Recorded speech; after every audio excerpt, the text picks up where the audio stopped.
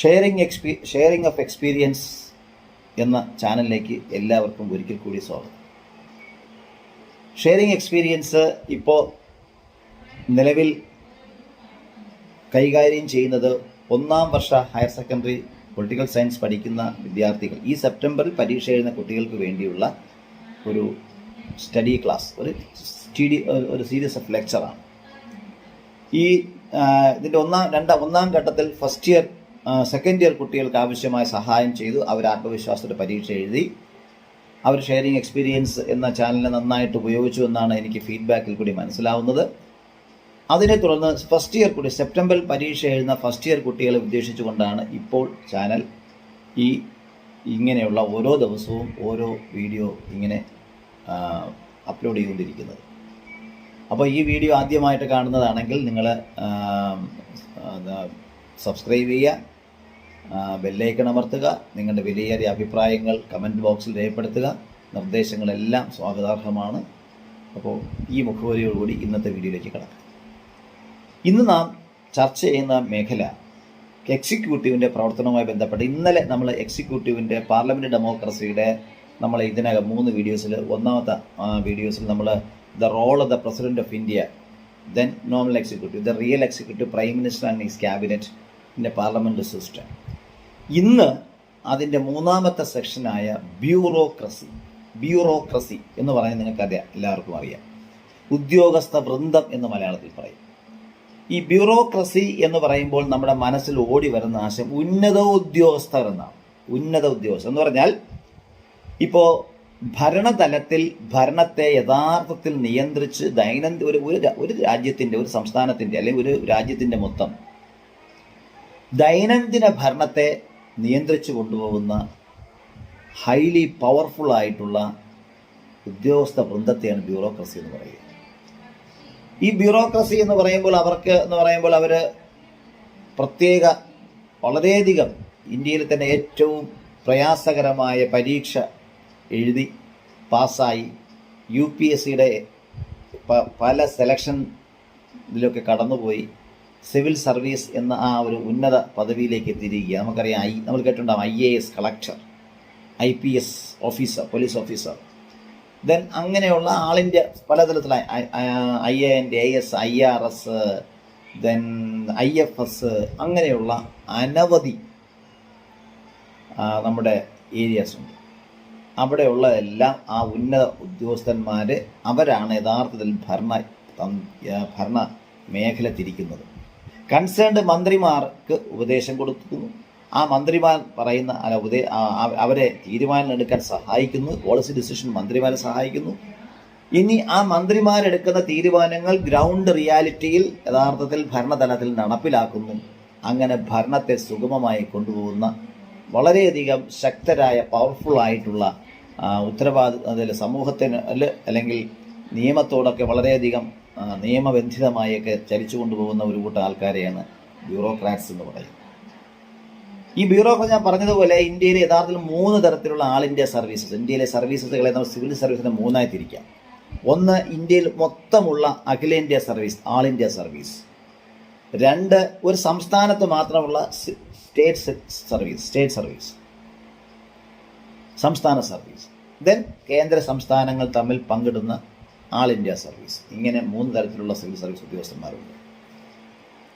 ഈ civil service ഉദ്യോഗസ്ഥന്മാരുടെ ഏറ്റവും ഒരു പദവി ഞാൻ പറഞ്ഞല്ലോ, അവരുടെ ആ ഒരു ക്ലേശകരമായ മത്സര പരീക്ഷ പാസ്സായി വരുന്ന ഉന്നത ഉദ്യോഗസ്ഥരാണ് സിവിൽ സർവീസ് പരീക്ഷ എന്ന്. ഇവരുടെ ഇതൊരു ഘടനയാണ്. ഈ സിവിൽ സർവീസിന് ബന്ധപ്പെട്ട ഒരു ഘടനയുണ്ട്. അതായത് ഒരു ത്രികോണത്തെ നമ്മൾ ഇങ്ങനെ ഓർക്കണം, ത്രികോണാകൃതി. ആ ത്രികോണത്തിൻ്റെ പ്രത്യേകത നോക്കിയോളൂ. അതിന് ഹയറാർക്കിക്കൽ എന്ന് പറയും, hierarchical order. So it is bureaucrats are structured in a hierarchical manner. Authority comes from top to the bottom. Then as we come down from the top, the number of personnel may increase, but their authority tends to decrease. എന്നുവെച്ചാൽ ഏറ്റവും മുകളിലിരിക്കുന്ന ആൾ high powerful, അതിന് തൊട്ട് താഴെ രണ്ടുപേര്, പക്ഷെ അദ്ദേഹം less powerful than the superior officer. അങ്ങനെ ഒരു ശ്രേണിയാണ് നമ്മുടെ ബ്യൂറോക്രസി. അതിനെയാണ് ഹയറാർക്കിക്കൽ എന്ന് പറയുന്നത്. ഇപ്പം നമ്മൾ ആ ഹയറാർക്കിക്കൽ ശ്രേണി അനുസരിച്ചാണ് അതൊരു ഇതാണ്. അപ്പോൾ ഇനി ഇവർക്ക് സ്വാഭാവികമായ ചില പ്രത്യേകതകൾ എന്തൊക്കെയാണെന്ന് നോക്കാം. ഒന്ന്, ന്യൂട്രാലിറ്റിയാണ് ഏറ്റവും പ്രധാനപ്പെട്ടത്. Neutrality, they are totally neutral. എന്താ ന്യൂട്രാലിറ്റി എന്ന് പറയാൻ കാരണം ഇവർക്ക് സമൂഹത്തോട് വലിയ പ്രതിബദ്ധതയില്ല. കാരണം രാഷ്ട്രീയ നേതൃത്വത്തെ വിഭിന്നമാണ് അവരുടെ രീതി. രാഷ്ട്രീയ നേതൃത്വത്തിന് അവരുടെ അധികാരം ജനങ്ങളാണ് നൽകിയതെങ്കിൽ ബ്യൂറോക്രാറ്റ്സുകൾക്ക് അവരുടെ അധികാരം നൽകിയത് ജനങ്ങളല്ല. അവർ സെൽഫ് ഹാർഡ് വർക്ക് ചെയ്തിട്ട് അവർ മത്സര പരീക്ഷ എഴുതി, ഉന്നത വിദ്യാഭ്യാസം നേടി, മത്സര പരീക്ഷ ജയിച്ച് അവർ കഴിവ് തെളിയിച്ച് സെലക്ട് ചെയ്യുക. ഇതാണ് ഒരു ഏറ്റവും പ്രധാനപ്പെട്ട സംസ്കരിക്കപ്പെട്ട പ്യൂരിഫൈഡ് ഫോമാണ് അധികാരത്തിലും അറിവിലും പരിശീലനത്തിലും ബുദ്ധിയിലുമൊക്കെ. അപ്പോൾ അതുകൊണ്ട് നിഷ്പക്ഷരാണ് അവർക്ക്. പക്ഷേ ഒരു പൊളിറ്റിക്കൽ ലീഡർഷിപ്പ് എന്ന് പറയുമ്പോൾ ചിലപ്പോൾ പൊളിറ്റിക്കൽ ഡെസിഷൻ എടുക്കേണ്ടി വരും. കാരണം ജനങ്ങൾക്ക് വേണ്ടി ചിലപ്പോൾ നിയമം വിട്ടൊക്കെ കളിക്കേണ്ടി വരും. അവിടെ പൊളിറ്റിക്കൽ ഡിസിഷൻ എന്ന് പറയുക. അപ്പോൾ ഒരു കാര്യം നിയമപരമായി ചെയ്യാത്ത കാര്യത്തെ വേണമെങ്കിൽ മന്ത്രിക്കും MLA-മാർക്കും MP-മാർക്കും അത് രാഷ്ട്രീയ തീരുമാനമെടുത്തുകൊണ്ട് ആ കാര്യം ചെയ്യാം. പക്ഷേ ഒരു ബ്യൂറോക്രാറ്റിന് അത് പറ്റില്ല. ബ്യൂറോക്രാറ്റിന് പൊളിറ്റിക്കൽ ഡിസിഷനൊന്നുമില്ല. അവർ ഇനി അതാണ് ഒന്നാമത്തെ അവരുടെ ഏറ്റവും പ്രധാനപ്പെട്ട. രണ്ടാമത്തത്, they are the part of permanent അഡ്മിനിസ്ട്രേഷനാണ്. Their power derives permanently. ഇവർ എന്നാണ് സർവീസിൽ കയറുന്നത് അന്ന് മുതൽ റിട്ടയർമെൻറ്റ് ഏജ് വരെ ഇവർക്ക് ആരെയും പേടിക്കേണ്ട കാര്യമില്ല.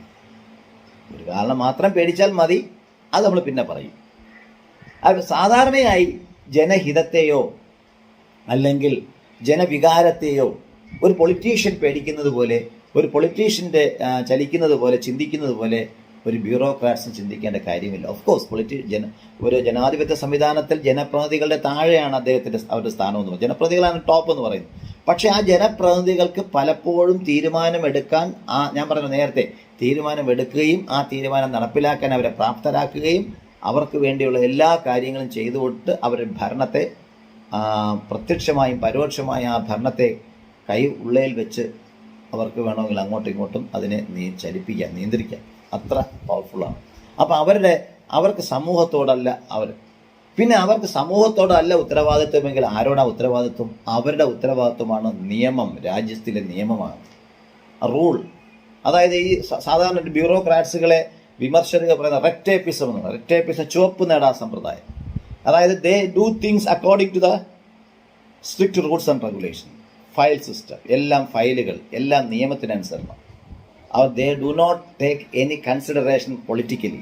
ദേ take everything on the basis of legal provision existing in such a system എന്നുള്ള സമൂഹത്തിൽ നിലനിൽക്കുന്ന നിയമത്തിനെ അടിസ്ഥാനപ്പെടുത്തി മാത്രമേ മതി. അതുകൊണ്ട് ന്യൂട്രാലിറ്റി എന്ന് പറയുന്നത്. ലോ ഒബൈഡിങ് നേച്ചർ, ഹൈലി ലോ ഒബൈഡിങ് ആണ്. കാര്യം ദേ ആർ, ഇനി നേരത്തെ ഞാൻ പറഞ്ഞല്ലോ അവർ എന്തിനോ പേടിക്കുന്നു എന്ന് പറഞ്ഞല്ലോ, ആ പേടിക്കുന്ന നിയമത്തെ റൂളിനെ കാര്യം അത് ലംഘിച്ചു കഴിഞ്ഞാൽ അത് അവർ ഉത്തരം പറയേണ്ടി വരും.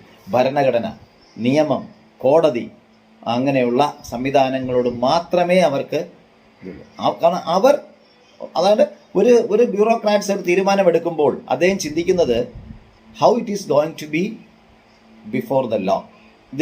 If in case it comes to as a conflict, ഇതൊരു കോൺഫ്ലിക്റ്റ് ആവുകയാണെങ്കിൽ, ഇതൊരു കോൺട്രവേഴ്സി ആവുകയാണെങ്കിൽ what will be my fate എന്നാണ് ചിന്തിക്കുന്നത്. അപ്പം I have to be secure, safe, ഞാൻ അത് സുരക്ഷിതരാവണം. അതുകൊണ്ട് എന്ത് ചെയ്യണം? I have to be within the law, നിയമത്തിനുള്ളിൽ ഞാൻ നിൽക്കുകയാണ്. അപ്പോൾ അതുകൊണ്ടാണ് ഇവർ നിയമവിധേയത്വം. അപ്പോൾ ഒന്നാമത്തെ ഇവരുടെ ലക്ഷണം എന്ന് പറഞ്ഞാൽ ഞാൻ പറഞ്ഞല്ലോ ഹയറാർക്കിക്കലാണ്. അതാണ് superior inferior relations in A structure like that. രണ്ടാമത്തത് ന്യൂട്രാലിറ്റി, നിഷ്പക്ഷതമാണ്. അവർക്ക് ജനങ്ങളോട് അല്ല പ്രതിബദ്ധത, നിയമത്തോടാണ് പ്രതിബദ്ധത. ജനങ്ങളുടെ വിചാരങ്ങളെ അവർക്ക് വേണമെങ്കിൽ പരിഗണിച്ചാൽ മതി. അത് പക്ഷേ അവിടെയാണ് രാഷ്ട്രീയ നേതൃത്വം വ്യത്യാസം. രാഷ്ട്രീയ നേതൃത്വം മിക്കവാറും ജനങ്ങളുടെ വിചാരങ്ങളെ അവർക്ക് കാണാതിരിക്കാൻ കഴിയില്ല. അത് പരിഗണിച്ചേ പറ്റൂ. കാരണം ജനങ്ങളാണ് അവർക്ക് അധികാരം നൽകുന്നത്. ജനങ്ങളുടെ ആശയും അഭിലാഷവും രാഷ്ട്രീയ പ്രവർത്തനത്തിൽ ജനാധിപത്യ നേതാക്കളിൽ അത് വളരെയധികം തെളിഞ്ഞും വരുന്നു. പിന്നീട് കൃത്യതയാണ്. വേറൊരു കാര്യത്തിന് കൃത്യതയും സൂക്ഷ്മതയാണ്. വളരെ മൈന്യൂട്ടായ കാര്യങ്ങൾ നോക്കി മാത്രമേ അവർ പോകാറുള്ളൂ. ഒരു തരത്തിലും തങ്ങളുടെ തീരുമാനങ്ങളും തങ്ങളുടെ പ്രവർത്തനങ്ങളും മറ്റൊരു ഇതിൽ വന്നു കഴിഞ്ഞാൽ തങ്ങൾ സേഫായിരിക്കണമെന്നുള്ള കൃത്യമായ അതുകൊണ്ട് അപ്പം നിഷ്പക്ഷത, നിയമവിധേയത്വം, കൃത്യത, സൂക്ഷ്മത, ഏറ്റവും പ്രധാനമായിട്ട് ആ ഹൈറാർക്കിക്കൽ ശ്രേണി, ഇതെല്ലാം ബ്യൂറോക്രസിയുടെ പ്രത്യേകതകളാണ്. ഇനി ബ്യൂറോക്രസിയുടെ ഫങ്ഷൻസ്. അപ്പോൾ ഇതിൽ നമ്മൾ ഇത് 5 മാർക്കിൻ്റെ ക്വസ്റ്റ്യൻ ഞാൻ ചോദിക്കാം ബ്യൂറോക്രസി. അപ്പോൾ ആദ്യം എന്താണ് ബ്യൂറോക്രസി നമ്മൾ പറഞ്ഞു. അതിൻ്റെ അഖിലേന്ത്യാ 3 സിവിൽ സർവീസിൻ്റെ ഭാഗം വന്നു. ആ സിവിൽ സർവീസ് 3ആയി തിരിക്കുന്നു എന്നൊക്കെ പറയുന്നു. അത് ഇൻട്രൊഡക്ഷനാണ്. പിന്നീട് ബ്യൂറോക്രസിയുടെ പ്രത്യേക നേച്ചർ പറഞ്ഞു. ആ നേച്ചർ അതിൻ്റെ അവിടെ സ്വഭാവത്തിൽ അവിടെ പ്രത്യേകതകൾ ആദ്യം പറയേണ്ടത് ബ്യൂറോക്രസിയുടെ നിഷ്പക്ഷതയാണ്, law abidingness, hierarchical in order, then their accuracy and correctness. Accurate ആണ്. There is no straight, there is no going zigzag way, going straight. നേരെ നിയമവും കാര്യങ്ങളും അല്ലാതെ അവർക്ക് വിചാരങ്ങളും ഒന്നുമില്ല. ദെൻ അടുത്ത വേണമെങ്കിൽ പറയാം, they are permanently holding power. Once they get into the സർവീസിൽ കയറി കഴിഞ്ഞാൽ they can continue the age of the retirement. take the case of a minister. അദ്ദേഹത്തിന് കൂടിപ്പോയാൽ 5 വർഷം മാത്രമേ അധികാരത്തിലിരിക്കാൻ കഴിയൂ. അടുത്ത 5 വർഷത്തേക്ക് അധികാരം നീട്ടിക്കിട്ടണമെങ്കിൽ ജനങ്ങളോട് ചെന്ന് വോട്ട് ചോദിച്ച് ജനങ്ങളുടെ വോട്ട് കിട്ടിയാലേ അവർക്കതും സാധിക്കുന്നു. അപ്പോൾ that's A different thing. Okay, ഇനി ഇവയുടെ ഫങ്ഷൻ എന്താണ്? ഞാൻ പറഞ്ഞല്ലോ, സർക്കാരിൻ്റെ ദൈനംദിന പ്രവർത്തനങ്ങളെ പൂർണ്ണമായും ഏകോപിപ്പിക്കലാണ്. Coordinating the day to day administration of the state. അപ്പം മിനിസ്റ്റർ വരെ they are helping the ministers in several ways. ഉദാഹരണത്തിന് പോളിസി ഡിസിഷൻ. ഇപ്പോൾ ഒരു മന്ത്രിക്ക് പ്രത്യേകിച്ച് ഒരു നല്ലൊരു വിദ്യാഭ്യാസ യോഗ്യതയോ അല്ലെ പരിചയമോ അനുഭവമോ വേണമെന്നില്ല. ആർക്കും രാഷ്ട്രീയ പാരമ്പര്യമുള്ള ആർക്കും രാഷ്ട്രീയ പ്രവർത്തനത്തിൻ്റെ പേരിൽ അങ്ങനെയുള്ള പൊസിഷൻസ് വരാം. പക്ഷെ അങ്ങനെയുള്ള പൊസിഷൻസിൽ ഒരാൾ വന്നു കഴിഞ്ഞാൽ they need support, technical support. ആ ടെക്നിക്കൽ സപ്പോർട്ട് കൊടുക്കുന്നതാണ് ആര്? അദ്ദേഹത്തിൻ്റെ ഒരു മന്ത്രിയുടെ പേഴ്സണൽ സ്റ്റാഫിൽ, അദ്ദേഹത്തിൻ്റെ പ്രൈവറ്റ് സെക്രട്ടറിയിൽ അദ്ദേഹത്തിന് എല്ലാവിധ ടെക്നിക്കൽ അഡ്വൈസും കാര്യങ്ങളൊക്കെ കൊടുക്കാൻ അവിടുത്തെ അദ്ദേഹവുമായി ബന്ധപ്പെട്ട സെക്രട്ടറിക്ക് അധികാരമുണ്ട്, അതിനുള്ള ചുമതലയുണ്ട്. ഇനി അതുമല്ല, അദ്ദേഹത്തിന് പറയേണ്ട കാര്യങ്ങൾക്ക് മന്ത്രി നടപ്പിലാക്കേണ്ട കാര്യങ്ങൾ ഇദ്ദേഹത്തോട് പറയുകയും ഇദ്ദേഹം അത് നടപ്പിലാക്കിയായി ഉറപ്പുവരുത്തുകയും ചെയ്യും. നമ്മളറിയാം, നിങ്ങൾ ചീഫ് സെക്രട്ടറി എന്നൊക്കെ കേട്ടിട്ടുണ്ടാവും. ചീഫ് സെക്രട്ടറി പ്രധാനപ്പെട്ട അതാണ്. ചീഫ് സെക്രട്ടറി, ഗവൺമെൻറ് സെക്രട്ടറിമാർ, അതായത് education secretary, law secretary, finance secretary, home secretary, ഇങ്ങനെയൊക്കെ സെക്രട്ടറിമാരെന്നൊക്കെ നമ്മൾ ഇവരൊക്കെ യഥാർത്ഥ ടോപ്പ് മോസ്റ്റ് IAS ഓഫീസേഴ്സാണ്. ഇന്ത്യൻ അഡ്മിനിസ്ട്രേഷൻ അതാണ് ഏറ്റവും പ്രധാനപ്പെട്ട. അവരുടെ സിവിൽ സർവീസ് പരീക്ഷയിൽ ആദ്യ റാങ്കുകാരിൽ, ഏറ്റവും ടോപ്പായിട്ടുള്ള ആദ്യ റാങ്കുകാരിൽ ഒഴിവനുസരിച്ച് ആദ്യത്തെ 30-40 പേർക്ക് കിട്ടുന്നതാണ് IAS എന്ന പദവി. അത് സമൂഹത്തിൽ വളരെ വിലപ്പെട്ടതാണ്. അതൊരു പദവി തന്നെയാണ്. നിങ്ങൾക്ക് ചില സിനിമകളൊക്കെ കണ്ടിരിക്കും അല്ലേ? നമ്മൾ മമ്മൂക്കയുടെ കിങ് എന്ന സിനിമയൊക്കെ കണ്ടവർക്ക് IASഉം കളക്ടറും ഒക്കെ എന്തുമാത്രം അധികാരമാണ്, ഏതെല്ലാം കാര്യങ്ങളൊക്കെ നിങ്ങൾക്ക് അറിയാൻ കഴിയും. അതുപോലെ IPS എന്ന് പറഞ്ഞാൽ നല്ല ചുറുചുറുക്കുള്ള യുവാക്കൾ, അങ്ങനെ പുത്തൻ യൂണിഫോമൊക്കെ ഇട്ട് നല്ല ചുറുചുറുക്കായിട്ട് മറ്റു സീനിയറായിട്ടുള്ള നല്ല പ്രായമായ പോലീസ് ഉദ്യോഗസ്ഥർ ഇവരെ കാണുമ്പോൾ സല്യൂട്ട് ചെയ്യുന്ന ആ ഒരു രംഗമൊക്കെ.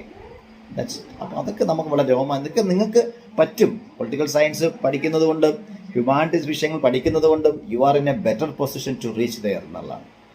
അത് പലപ്പോഴും ഞാൻ എൻ്റെ കുട്ടികളോട് പറയാറുണ്ട്. അവർക്ക് ഒറ്റ കാര്യം, നിങ്ങൾ ഇന്ത്യൻ അഡ്മിനിസ്ട്രേറ്റീവ് സർവീസിൽ സ്പെസിഫൈ ചെയ്തുകൊണ്ട് കുറച്ച് ജനറൽ നോളജ്, കുറച്ച് പത്രം വായന, അങ്ങനെ കുറച്ച് ഹാർഡ് വർക്കിംഗ് നേച്ചർ ഇപ്പോഴേ നിങ്ങൾ ബിൽഡപ്പ് ചെയ്ത് കഴിഞ്ഞാൽ പൊസിഷൻ ഓക്കെ. അതല്ല നമ്മുടെ വിഷയം അതല്ല, എന്നാലും അത് പറഞ്ഞു എന്ന് മാത്രം.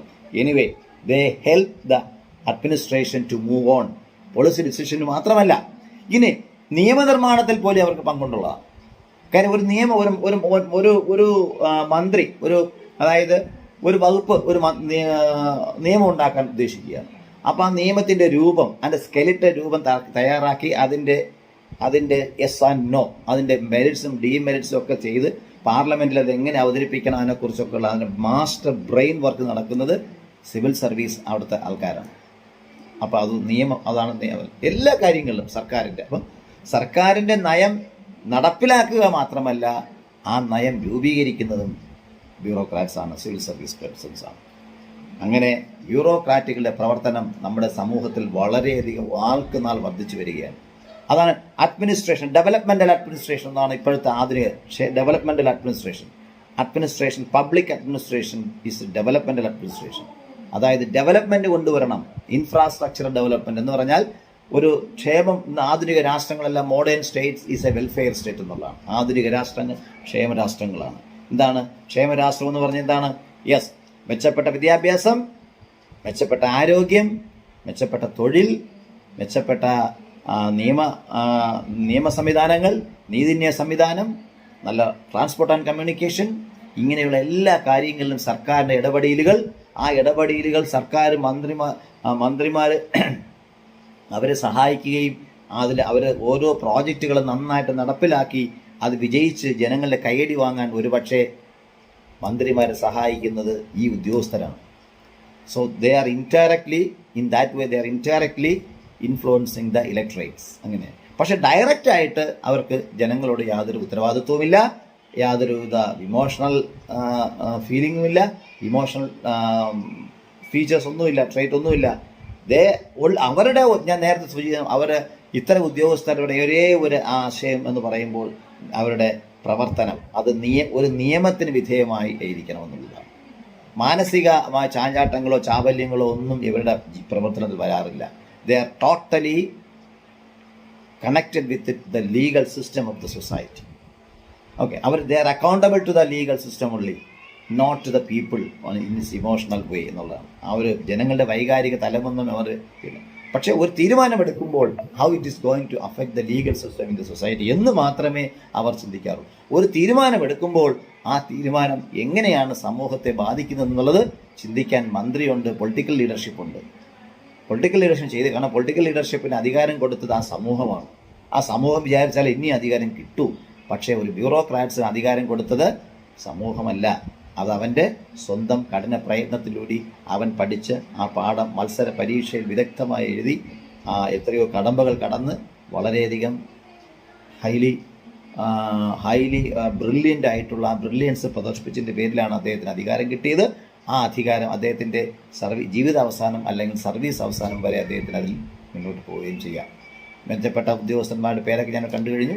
എല്ലാ ഇതിലും കേന്ദ്ര ഗവൺമെൻറ്റിൽ ക്യാബിനറ്റിലെ ക്യാബിനറ്റ് സെക്രട്ടറിമാർ, ഗവൺമെൻറ് സെക്രട്ടറീസ്, പിന്നെ അതുപോലെ ഡിസ്ട്രിക്ട് കളക്ടേഴ്സ്, നമുക്കറിയാം. ഇതൊക്കെ ഇങ്ങനെ എല്ലാ ഒഫീഷ്യൽസിനെയും ആൾ ഇന്ത്യ സർവീസ് എല്ലാം കൂടെ ചെയ്താണ്. ഏറ്റവും കൂടുതൽ ഇലക്ഷൻ കമ്മീഷനൊക്കെ സിവിൽ സർവീസ് IAS അങ്ങനെയുള്ള പ്രധാനപ്പെട്ട വ്യക്തിത്വങ്ങളാണ് സിവിൽ സർവീസ് പീപ്പിൾ. അപ്പോൾ സിവിൽ സർവീസ് എന്ന് വെച്ചാൽ ബ്യൂറോക്രസി എന്ന് പറയുന്നത് നമ്മുടെ ഒരു ഭരണ സംവിധാനത്തിൻ്റെ പെർമനൻ്റ് അഡ്മിനിസ്ട്രേഷൻ്റെ നട്ടെല്ലാണ്. അത് പൊളിറ്റിക്കൽ അഡ്മിനിസ്ട്രേഷൻ നട്ടെല്ലിൽ മന്ത്രിമാരാണെങ്കിൽ പെർമനൻ്റ് അഡ്മിനിസ്ട്രേഷൻ എന്ന് പറഞ്ഞത് ഒരു ചീഫ് സെക്രട്ടറിയും അദ്ദേഹത്തെ തുടർന്ന് വരുന്ന സിവിൽ സർവീസ് എന്ന ആ ഒരു സംവിധാനവും. ആ സിവിൽസിന് ടോപ്പിലാണ് ഒരു സ്റ്റേറ്റ് സിവിൽ സർവീസിന് ടോപ്പിലാണ് ചീഫ് സെക്രട്ടറി. ചീഫ് സെക്രട്ടറി എന്ന് പറഞ്ഞാൽ ചീഫ് മിനിസ്റ്റർ രാഷ്ട്രീയ നേതൃത്വത്തിൻ്റെ നേതാവെങ്കിൽ ചീഫ് സെക്രട്ടറി സിവിൽ സർവീസിൻ്റെ നേതാവാണ് ചീഫ് സെക്രട്ടറി. അതൊക്കെ നേതാവ്. അപ്പോൾ അതുകൊണ്ട് എല്ലാവരും ഈ വീഡിയോ കാണുക, കൂടുതൽ കാര്യങ്ങൾ പത്രങ്ങളിലുള്ള വാർത്തകൾ, TV-യിലെ വാർത്തകൾ കേൾക്കുക, കാണുക, പത്രങ്ങൾ വായിക്കുക. പല സിവിൽ സർവീസ് ഉദ്യോഗസ്ഥന്മാരുടെ ചെയ്തികളെല്ലാം വാർത്തകളായി വരുന്നുണ്ട്. അതെല്ലാം പിന്നെ ഏറ്റവും പ്രധാനമായിട്ട് ആ ഒരു ഫീലിംഗ് വളർത്തിയെടുക്കുക. ആ ഒരു എനിക്കും ഇതാകണമെന്നുള്ള രീതി കൊണ്ട് എനിക്കിവർ ഇങ്ങനെയുള്ള ഷൈൻ ചെയ്യുന്ന ഒരു ഉദ്യോഗസ്ഥനായി മാറണം. സിവിൽ സർവീസ് പരീക്ഷ ഇതാണ് നമ്മളെ വളരെ സന്തോഷമെന്ന് പറയട്ടെ. പണ്ട് കാലങ്ങളിൽ വിഭിന്നമായി ഈ അടുത്ത കാലത്തായിട്ട് നമ്മുടെ കൊച്ചു മലയാളി സഹോദരിമാരും വളരെ കാര്യക്ഷമമായി സിവിൽ സർവീസ് പരീക്ഷ എഴുതുകയും നല്ലൊരു ശതമാനം മലയാളികളും ജയിച്ചു വരികയും ചെയ്യുന്നു. അതിൽ മിടുക്കിയായ നമുക്കറിയാം 1ാം റാങ്ക് ഇപ്പോൾ പുതിയതായിട്ട് ഇപ്പോൾ തൃശ്ശൂർ ജില്ലാ കളക്ടറായി നിയമിതയായിരിക്കുന്ന ശ്രീമതി ഹരിത, അവർ മലയാളികളുടെ അഭിമാനമാണ് സിവിൽ സർവീസ്. 1ാം റാങ്ക് കാരിയാണ് സിവിൽ സർവീസ്. അങ്ങനെയുള്ള ആ തലങ്ങളിലേക്ക് എൻ്റെ കൊച്ചനിയന്മാരും അനിയത്തിമാരും അഭ്യുദയകാംക്ഷികളും വരണമെന്ന് ഒരിക്കൽ കൂടി താല്പര്യപ്പെട്ടുകൊണ്ട് ഇന്നത്തെ ചാനൽ ഈ വീഡിയോ ഇവിടെ അവസാനിക്കുന്നു. മറ്റൊരു വീഡിയോയുമായി മറ്റൊരു അവസരത്തിൽ നിങ്ങളെ കാണുന്നവരേക്കും നന്ദി, നമസ്കാരം.